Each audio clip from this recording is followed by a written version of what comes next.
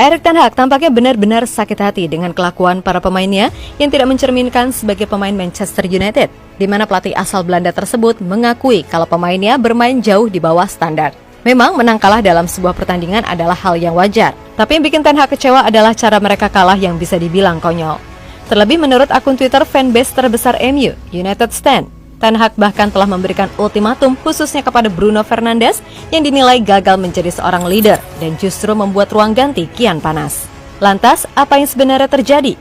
Mengingat sebelum ini MU sudah menunjukkan beragam hal positif di bawah kepelatihan Ten Hag, buntut dari kekalahan 7-0 MU atas Liverpool sepertinya mulai melebar kemana-mana. Memang ini hanya sekedar kehilangan 3 poin, tapi skor 7-0 jelas akan sangat membekas dan pastinya terus diingat, terutama oleh fans kedua tim dari generasi ke generasi. Yap, kalah dalam sebuah pertandingan memang adalah hal yang lumrah terjadi. Namun melihat bagaimana cara MU kalah dari Liverpool, sampai-sampai membuat banyak pandit di sana mengatakan kalau ini adalah cara paling menjijikan untuk kalah. Yap, di laga ini semua pemain MU memang tampil drop. Namun yang jadi sorotan utama adalah sosok Bruno Fernandes yang dinilai gagal total sebagai kapten. Bukan soal dia main jelek, karena di laga itu semua pemain MU mainnya jelek. Tapi ini lebih ke mentalitas dan kapasitas kelayakan Bruno sebagai kapten, di mana ia lebih sering drama, ngoceh-ngoceh, marah-marah, sampai yang terparah minta diganti saat terjadi gol ke-6 dari Liverpool. Jelas akibat hal tersebut, menurut akun fanbase United Stand, sikap Bruno ini kemudian membuat para pemain jadi tidak suka kepadanya, sehingga membuat ruang ganti tambah panas. Sebab sebelumnya usai laga, Erik ten Hag full ngamuk di ruang ganti dan meminta para pemain MU untuk diam dan mendengarkan para pemain Liverpool bersorak berselebrasi merayakan kemenangan 7-0. Selain itu, Ten Hag juga mengatakan kalau semua pemainnya harus bersyukur karena bisa kembali ke Manchester dengan boost tim dan tidak melakukan perjalanan kembali dengan para penggemar yang marah yang telah membayar uang dan pergi untuk menonton pertunjukan yang begitu menyedihkan.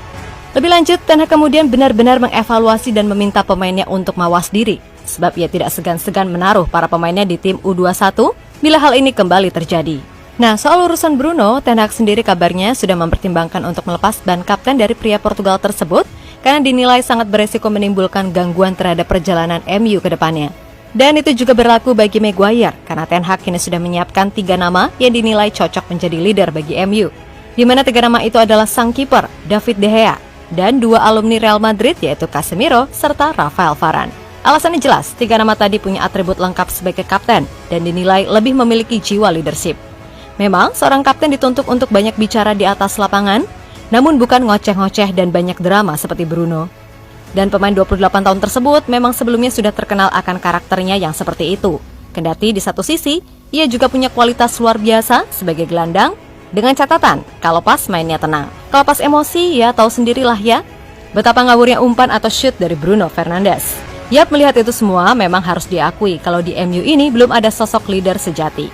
Dan harus diakui, seburuk-buruknya ego Cristiano Ronaldo. Namun kalau soal leadership, ia masih menjadi salah satu yang terbaik. Oleh karena itu, suka atau tidak, kalau sejak kepergian Ronaldo, MU belum lagi menemukan sosok karismatik di dalam tim. Ya, tapi begitulah kenyataannya.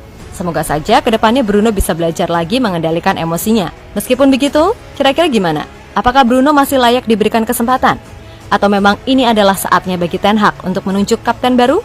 Entah itu De Gea, Casemiro, atau Rafael Varane yang secara mentalitas sudah teruji kapasitasnya.